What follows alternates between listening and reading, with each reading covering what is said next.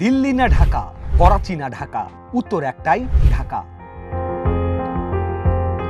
আজ দিল্লি ও করাচির রেকর্ড ভেঙে দিল ঢাকা। বিশ্বের বায়ু দূষণের শীর্ষে থাকা শহরের রেকর্ড গড়ল ঢাকা। আজ 15ই জানুয়ারি। ভয়াবহ বায়ু দূষণের কবলে বাংলাদেশ। বিশেষ করে রাজধানী ঢাকা আজ বিশ্বের সবচেয়ে দূষিত শহরগুলোর তালিকায় শীর্ষস্থানে অবস্থান করছে। আর দ্বিতীয় ও তৃতীয় স্থানে আছে পাকিস্তানের করাচি ও ভারতের দিল্লি। এই দুই নগরীর স্কোর যথাক্রমে 218 ও 203। ঢাকার এয়ার কোয়ালিটি ইন্ডেক্স অর্থাৎ AQI রেকর্ড করা হয়েছে প্রায় 170 থেকে 240, যা আন্তর্জাতিক মান অনুযায়ী প্রচণ্ড অস্বাস্থ্যকর শ্রেণীতে পড়ে।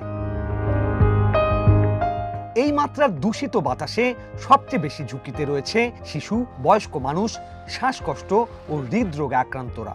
চোখ জ্বালা, শ্বাস নিতে কষ্ট, মাথা ব্যথা সহ নানা শারীরিক সমস্যার আশঙ্কা বাড়ছে। আমরা এই যে সারাদিন মাস্ক পরে থাকি, তবুও আমাদের বাসায় গেলে দেখা যাচ্ছে ধুলো দিয়ে মুখ শব্দ।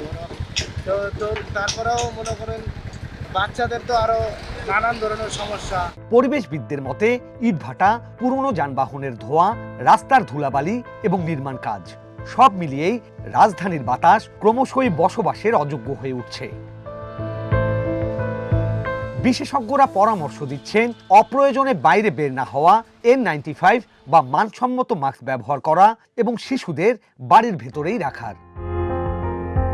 প্রশ্ন উঠছে, এই দূষিত বাতাস থেকে মুক্তি পেতে কবে, কিভাবে কার্যকর পদক্ষেপ নেবে সংশ্লিষ্ট কর্তৃপক্ষ?